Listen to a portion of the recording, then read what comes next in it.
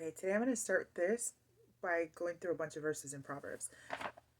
Proverbs 20, verse 5 says, "Counsel in a person's heart is deep water, but a person of understanding draws it out." Proverbs 21:1, "A king's heart is like channeled water in the Lord's hand. He directs it wherever he chooses." Proverbs 18:4, "The words of a person's mouth are deep waters, a flowing river, a fountain of wisdom." Proverbs 18:20, "From the fruit of a person's mouth his stomach is satisfied. He is filled with the product of his lips." And verse 21, "Death and life are in the power of the tongue, and those who love it will eat its fruit." Okay.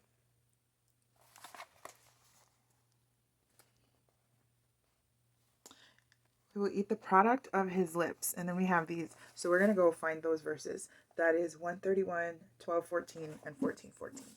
Okay. So 131, Proverbs 131.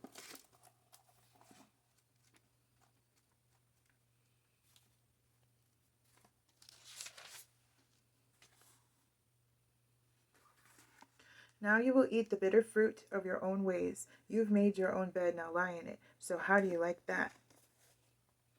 Okay, 12:14.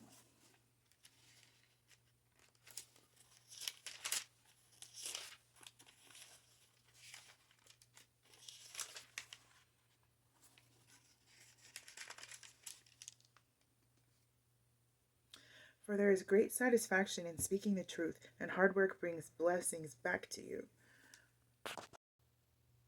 I want to read that in the other version. It says, 131 says, "They will eat the fruit of their way and be glutted with their own schemes." And 12:14 says, "A person will be satisfied with good by the fruit of his mouth, and the work of a person's hands will reward him." And the last one is Proverbs 14:14.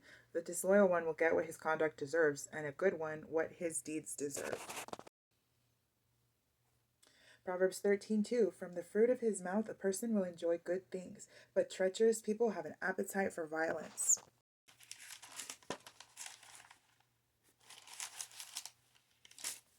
And then Matthew 12:37, "For by your words you will be acquitted, and by your words you will be condemned."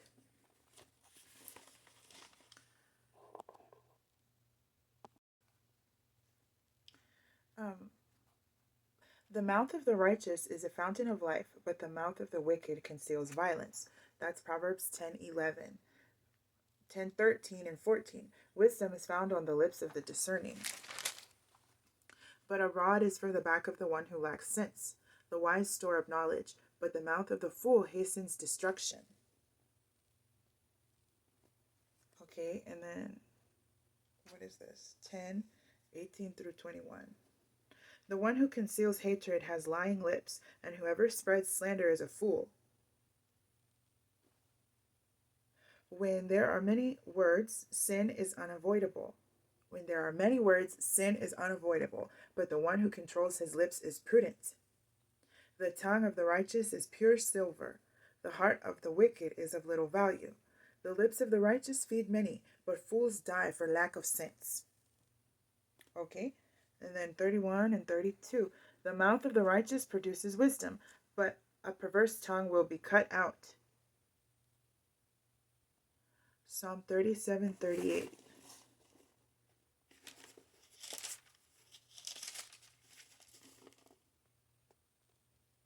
"But transgressors will all be eliminated. The future of the wicked will be destroyed."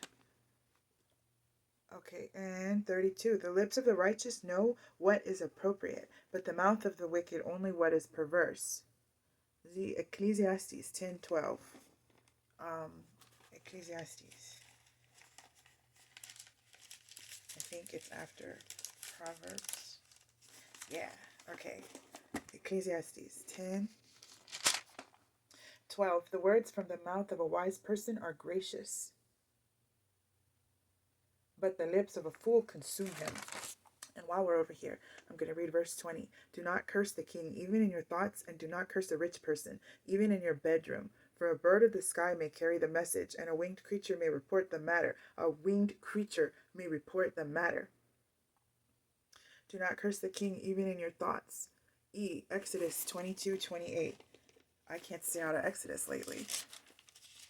Exodus.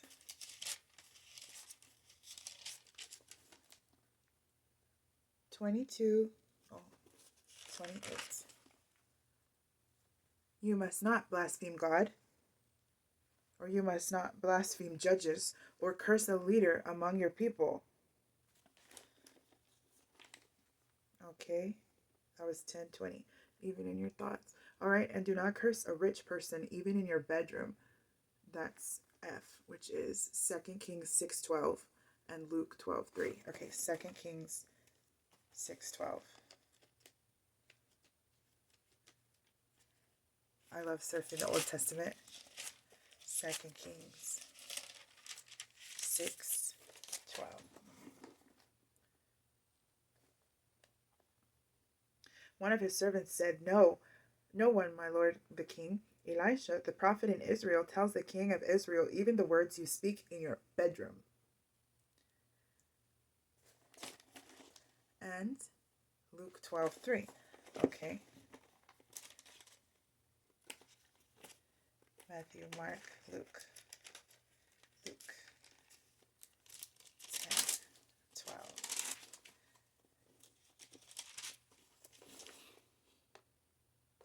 Therefore, whatever you have said in the dark will be heard in the light, and what you have whispered in an ear in private rooms will be proclaimed on the housetops.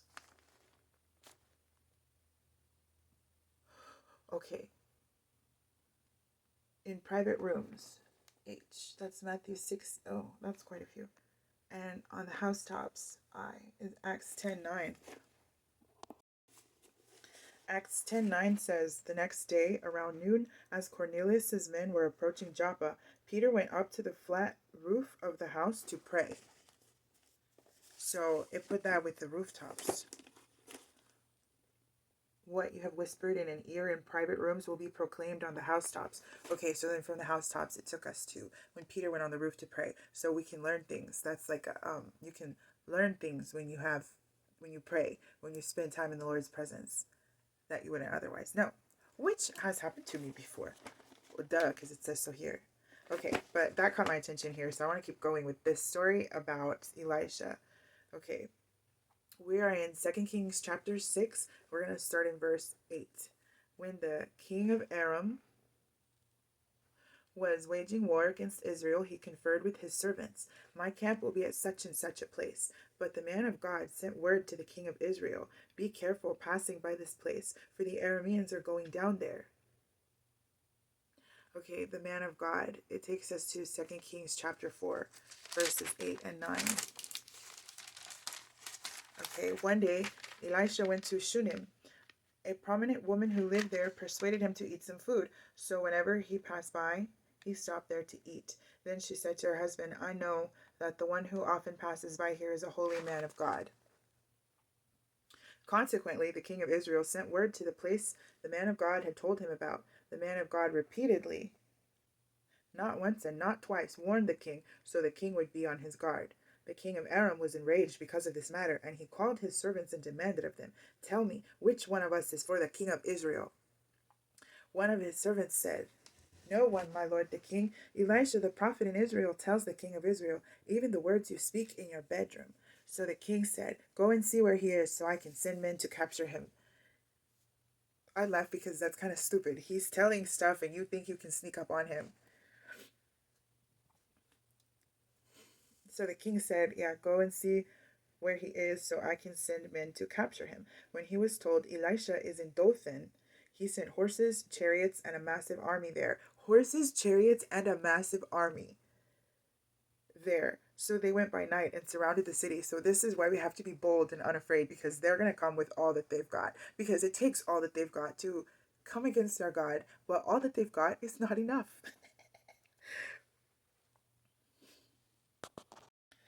And the note here in my Bible, between the verses, it says, you get sight in the spiritual realm when you exercise faith in the physical realm. When the servant of the man of God got up early and went out, he discovered an army with horses and chariots surrounding the city. Yeah, that'd be a shock to wake up to. So he asked Elisha, Oh, my master, what are we to do? Elisha said, "Don't be afraid, for those who are with us outnumber those who are with them." Okay, don't be afraid. Exodus 14:13.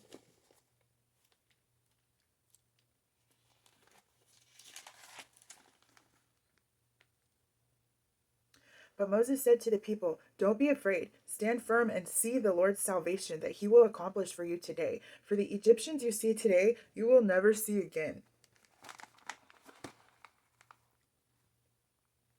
For those who are with us outnumber those who are with them.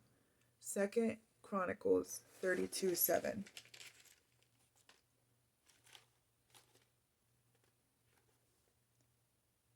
Oh, that's after. 2 Chronicles 32:7. Be strong and courageous. Don't be afraid or discouraged before the king of Assyria or before the large army that is with him, for there are more with us than with him. 1 John 4:4. 1 John, okay. You are from God, little children, and you have conquered them, because the one who is in you is greater than the one who is in the world.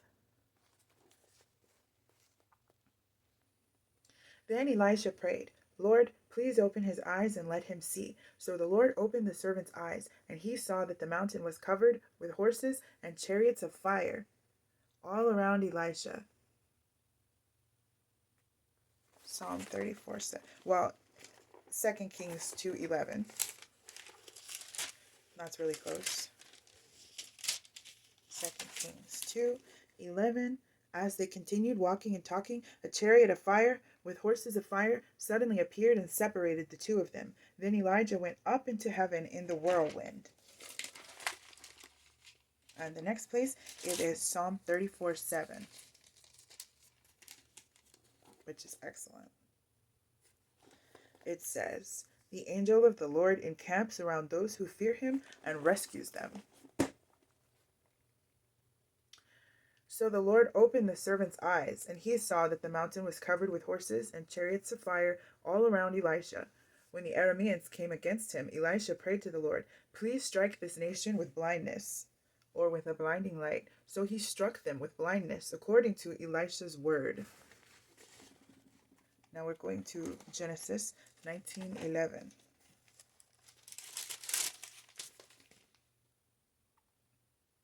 They struck the men who were at the entrance of the house, both young and old, with blindness, or with a blinding light, so that they were unable to find the entrance. Deuteronomy 28:28 and 29. Okay.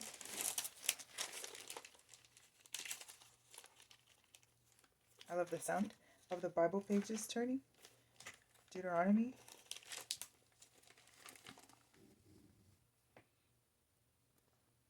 The Lord will afflict you with madness, blindness, and mental confusion, so that at noon you will grope as a blind person gropes in the dark.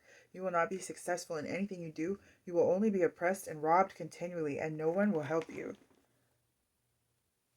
So, 19:11. They couldn't find the entrance. And then we read 2 Kings 6:18. When the Arameans came against him, Elisha prayed to the Lord, "Please strike this nation with blindness." So he struck them with blindness, according to Elisha's word. And then it takes us to Acts 13:11. I'll do that in this Bible, because we're already in Acts.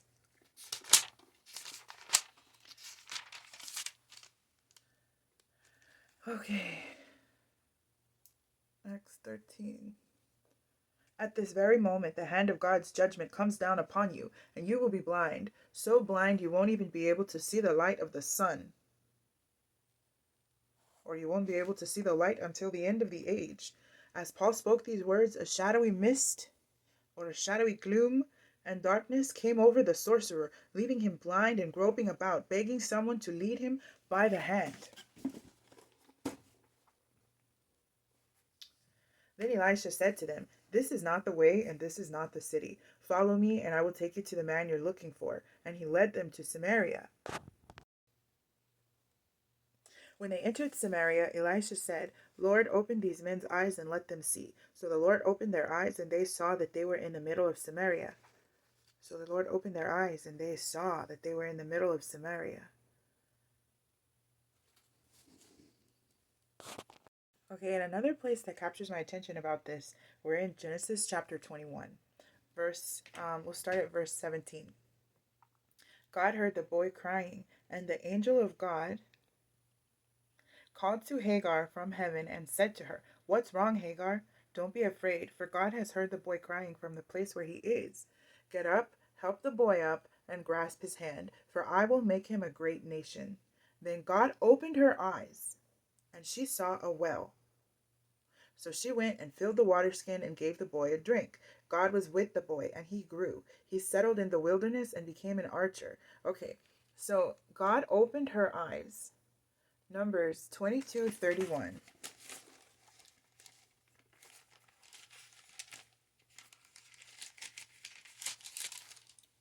Numbers 22. Then the Lord opened Balaam's eyes, and he saw the angel of the Lord standing in the path with a drawn sword in his hand. Balaam knelt low and bowed in worship on his face. Open her eyes. Okay. 16. And then we read about Elisha and his servant. And then Luke 24:16 and 31. That is an excellent place to read. Luke. Matthew, Mark, Luke, John. Okay, so Luke 24:16 and 31. But they, or their eyes, but they were prevented from recognizing him. Then he asked them, 16 and then 31. Then their eyes were opened and they recognized him, but he disappeared from their sight. So their eyes were opened. And it just gives us verses we've already looked at. Okay. And they recognized him, but he disappeared from their sight. John 20:19 and 26. Okay.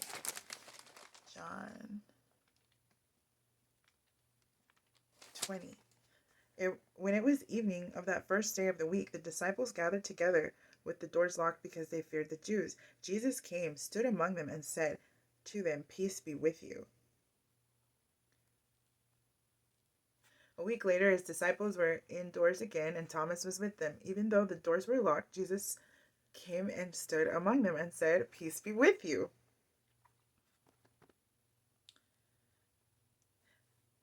Blessed are those who have not seen and yet believe. Okay. Now I want to take you, this will be the last verse. I'll stop here. We're going to go to John 1:51.